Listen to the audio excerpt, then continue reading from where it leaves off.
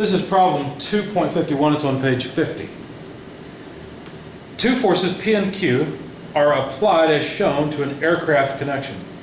Knowing that the connection is in equilibrium and that P equals 600 pounds and Q equals 800 pounds, determine the tension in rods A and B. Let's sketch the problem. Have a look at it. The connecting plate looks something like this. The drawing's not excellent, but here it is.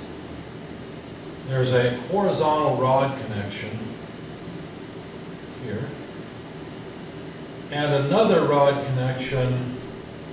All the forces in these connections, like the tension in this rod, the force P, which is 600 pounds, the force Q, which is at 800 pounds, and of course the angle is a 30-degree angle. The other rod, has tension that passes through that same point. And that tension is the tension on A.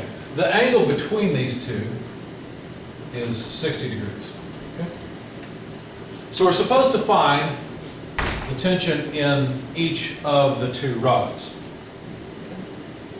The easy way to do this is simply to sum forces in the horizontal and vertical direction. So if we draw a typical coordinate system like this, XY coordinate system, we know that the sum of the forces in the vertical and horizontal directions have to come out to 0.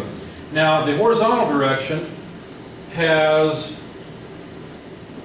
negative 800, notice this 800-pound force has a negative horizontal component, times the cosine of 30 degrees. And then we have plus all of the tension in B and some of the tension in A, but only cosine of 60 of it. But that's our sum of forces in the horizontal direction. In the vertical direction, we've got a negative 600-pound force opposite of the y direction. And then we have no contribution from B because B has no vertical component. Q has a vertical component, so plus 800 sine 30 degrees.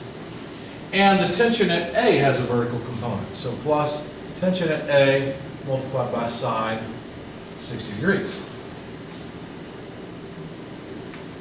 Okay, now notice that the tension in B appears in the first equation as well as tension in A, but the second equation, the sum of forces in the y direction, only has tension in A in the equation. So we can solve for the tension in A. If we do it in one step, it's pretty easy. All we have to do is take these terms to the other side, so 600 minus 800 sine 30 degrees, and divide by the multiplier on the tension in A.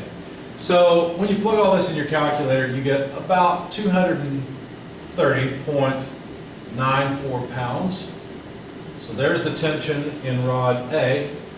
Taking the sum of force equation, we can rearrange it for the tension in B. Just take all the other terms, move them to the other side. So that's 800 cos 30 degrees minus tension at A cos 60 degrees. Now that we know the tension at A, just plug it in.